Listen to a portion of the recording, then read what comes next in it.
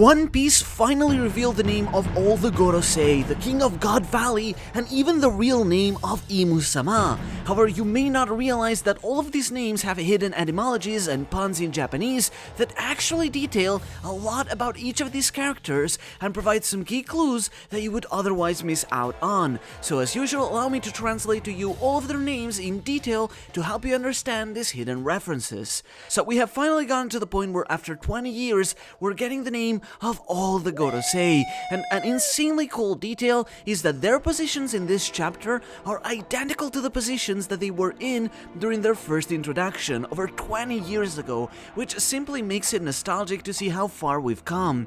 As we've already deduced from the name of Saint Saturn, they are all named after the 5 elder planets. After all, in Japanese, Gorosei literally translates to 5 elder planets, the 5 closest planets to the Earth that were known in the past before telescopes were invented, allowing for the discovery of the 3 extra planets. The saint in all of their names is because they are celestial dragons, but it's also a pun because se can also mean planets, like in Gorosei. It's also worth noting, because it's relevant in their names, that in Japanese, the 5 elder planets have slightly different names. Instead of being based on Greco-Roman gods like in English, reflected in the fact that all of the Gorosei are addressed as gods, they are based in Japanese on the 5 elements that surround the yin and yang in Eastern belief. Mercury is Suise, or water planet, Venus is Kinse, or gold planet, Mars is Kase, or fire planet, Saturn is Dokse, or soil planet, and Jupiter is Moxe, wood planet. So let's break down their names. Of course, first we have the Gorosei we already knew about, Saint J. Garcia Saturn, who is named after the planet Saturn. Then we have Saint Marcus Mars, who similarly is named after the planet Mars. And then we have Saint Topman Warcury. Now, this reference isn't as direct, but it's obviously meant to sound like Mercury, simply combining the word Mercury with the word for water, coming off as Warcury. This may seem strange, but as mentioned before, in Japanese the planet Mercury is called Suisei, or water planet, hence the use of water and Mercury combined together. Following that, we have another pun with Saint Ethan Baron V. Nasujuro. Similarly here, when read together, V. Nas sounds like Venus, but Nasujuro is a Japanese sounding name. Funnily enough, Nasu usually just means eggplant in Japanese, which could be a reference to his bald head, but the fact it's Japanese fits with the fact that, you know, he looks like a samurai wielding a katana. And finally, we have Saint Shepherd Jew Peter. Once again, this is a pun. Ju here is written as the kanji for the number 10, read as Ju in Japanese, but when combined with Peter, it sounds just like the planet Jupiter. All 5 of them also get official titles as Bushin in Japanese, or Gods of War. Each of these titles feel closer to those of ministers in a political system, so they are likely the specific branches of management they specialize in. Saint J. Garcia Saturn is the war god of scientific defense, like a minister of defense. Saint Marcus Mars is the war god of environment, which is particularly ironic since he is the fire planet in Japanese. Saint Topman Warcury is the war god of justice, being in charge of legal affairs and managing the law. Saint Ethan Baron V. Nasujuro is the war god of finance, which is fitting since he's literally the planet of gold in Japanese, and Saint Shepherd Jew Peter is the war god of agriculture, which again is fitting since he is the planet of wood in Japanese, representing plants. As we mentioned, altogether the 5 of them represent the 5 elder planets: Mercury, Venus, Mars, Saturn, and Jupiter, which surround the planet Earth, which I've previously speculated in this case could represent Imu-sama, the one that the 5 elder planets revolve around, who could represent the Earth, Gaia, the mother of nature in Greco-Roman mythology. On top of that, we have the additional 3 planets that were discovered in modern times, being Poseidon or Neptune, Uranus, and Pluton, which of course in the Void Century were played by the 3 ancient weapons named after gods. This could suggest the theory that many have believed in for a long time, that the Gorosei are in fact all part of the original 20 founders from the Void Century, who alongside Imu have all attained perennial youth to protect them. This theory is bolstered by the fact that we saw the Gorosei 22 years ago during the Hara incident, or even further before, around 30 or so years ago when they met Vegapunk. Their faces have been consistently shadowed in the manga in all of those appearances. But why not just show them as younger?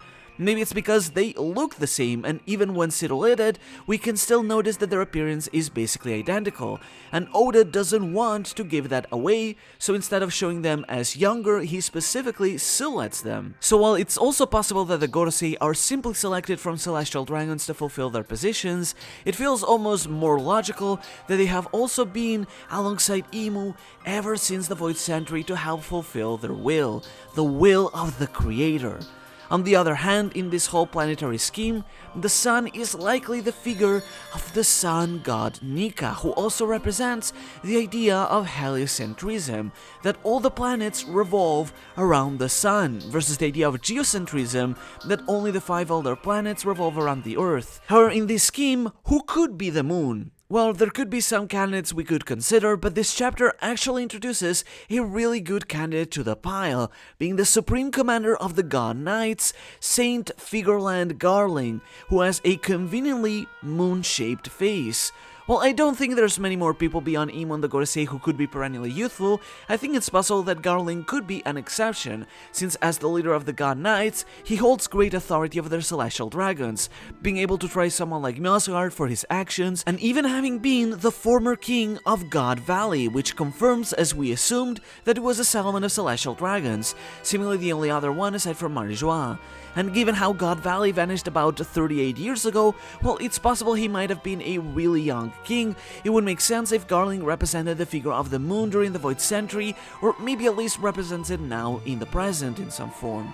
In fact, his name would even reinforce that, because Garling sounds a lot like Figarland, Garland, only missing the Fi at the start of it, so it would make sense if he was one of the first members of its family, maybe even the founder. But really, the name is actually very important, because this isn't the first time we hear it. In film Red, the Gorosei brought up how Uta, being Shanks' daughter, would make her part of the Figarland family, something that was confirmed as canon by Oda.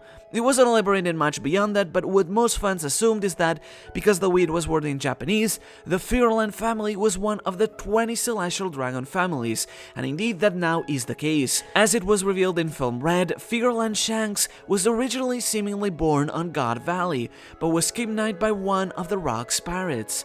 After the Roger pirates plundered them, they accidentally took Shanks with them, after which Roger adopted and raised him, which now is really relevant because God Valley was the territory of the Figarland family, and it may very well be possible that Garling could even be the biological father of Figarland Shanks. Which, thinking back about it, actually makes the fact that one of the silhouettes among the God Knights looks an awfully lot like Shanks, which could this connection have some truth to it? Regardless though, we've spoken of the 5 elder planets, the 3 ancient weapon planets, the sun god Nika and the moon Garling, but there's one more figure in this whole scheme who we haven't focused on as much about. Of course, that is King Imu, the Earth, the mother of nature, particularly with the weapon they unleashed upon Leloucha, which in a conversation with the Gorosei with a really adorable Dendenmushi, Imu refers to as the Mother Flame. The concept of a flame is particularly fitting, what with flames being the source of energy, as Vegapunk explained, as not only the use of mother supports the theory that Imu could be the mother of nature Umi, the sea, but Hureimu in Japanese even has the word Imu within it, so the name kinda sounds like Mother Imu. The bizarre thing about the Mother Flame though is that Imu claims to the Gorosei that Vegapunk created the Mother Flame, which lines up with what Lucci stated in chapter 1062, that he wondered if what happened to Leloucha was connected with Vegapunk for some reason, though Stussy and Kaku told him to not dig his nose into that, which means it was likely tied to Imu in some way, so they would be executed if they found out. However, Ivankov unleashes his inner One Piece theorist and explains that Vegapunk isn't the type of person who would build something like that. Now, there's a possibility that perhaps Vegapunk is betraying the Revolutionary Army, but given how much we've come to know Vegapunk, I have to agree with Ivankov here. And I doubt that someone like York would have had the time or resources to build something like this during this time without making any of the other punks suspicious about it, so I think it's still possible that maybe in some way Vegapunk may have built it, but he did so because he may have learned through the study of the poneglyphs and what Ohara discovered that the ancient kingdom did not mean the ancient weapons for evil, but for good.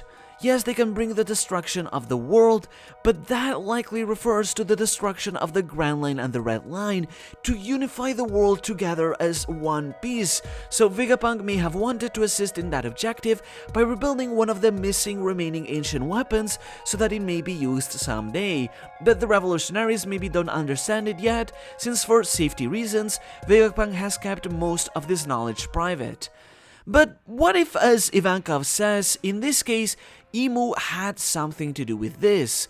What if, as Ivankov speculates, that Imu is for some reason keeping this hidden from even the Gorosei, or that even in some way, Imu is key to this weapon?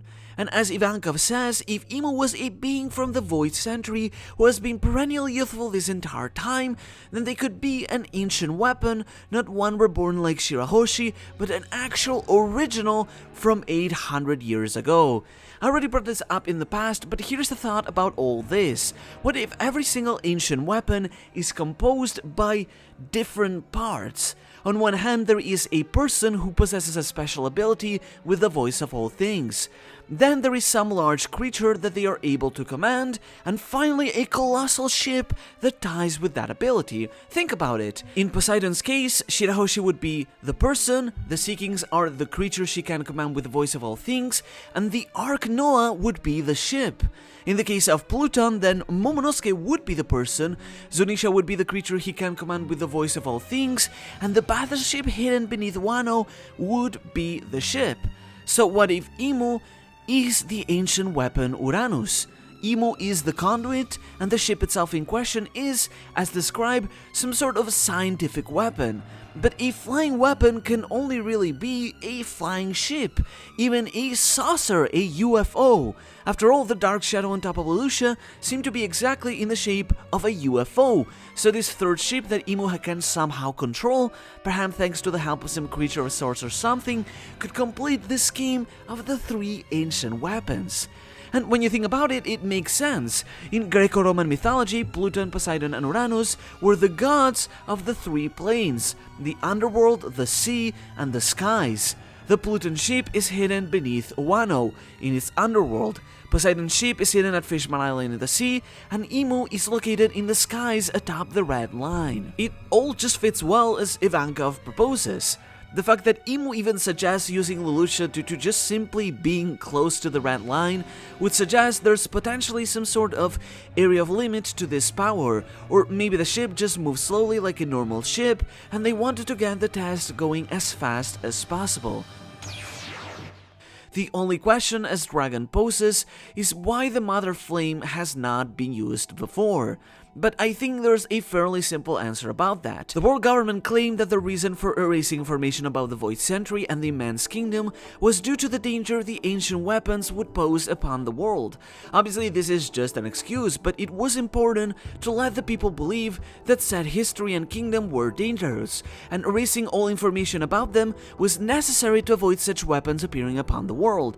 So if the government freely used a weapon like this, then that could cause a lot of unrest upon the people. But this indicates that there's been a change. In recent years, the Gorosei changed their stance and decided to go after the blueprints of Pluton, as we saw during Water 7, to seize the weapon for themselves. And similarly, now that Imu wants to lead a great cleansing, they are willing to finally show their power upon the world.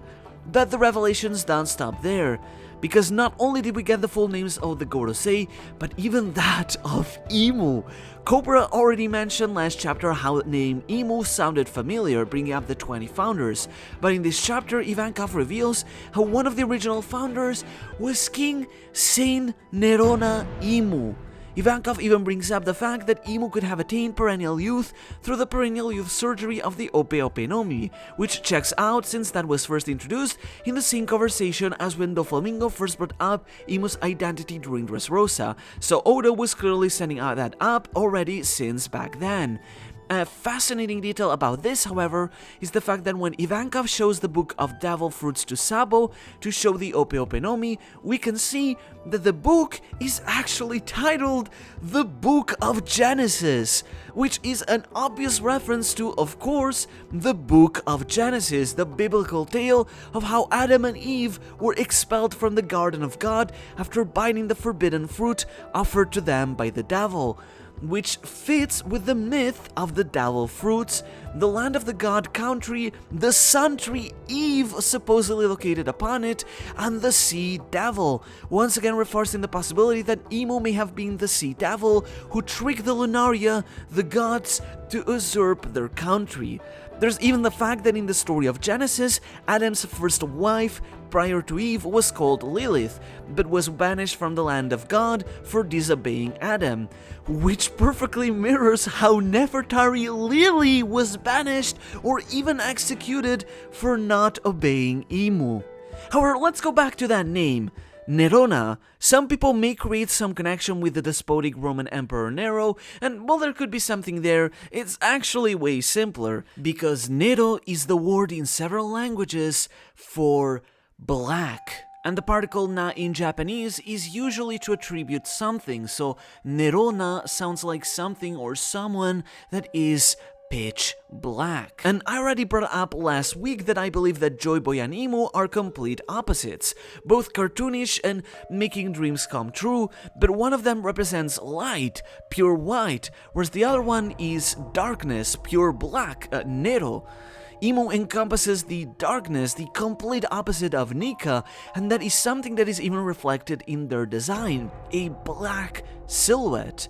What if this is actually Imu's real design, a black blob without real form or features, pure darkness itself?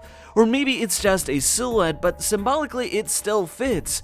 Joy Boy symbolizes the color white, the light of the sun and the dawn, whereas Imu is the darkness of the night that engulfs the world. Light and darkness, literally yin and yang, with how the other planets in Japanese are named after the elements that surround the yin and yang, the white and the dark. Two sides of the same coin. They are both so similar, yet represent completely opposite ideals. But then, if Joy Boy became a myth and took the form of a mythological devil fruit, then could the figure if Imu also have become a mythological devil fruit? What if that is the fruit of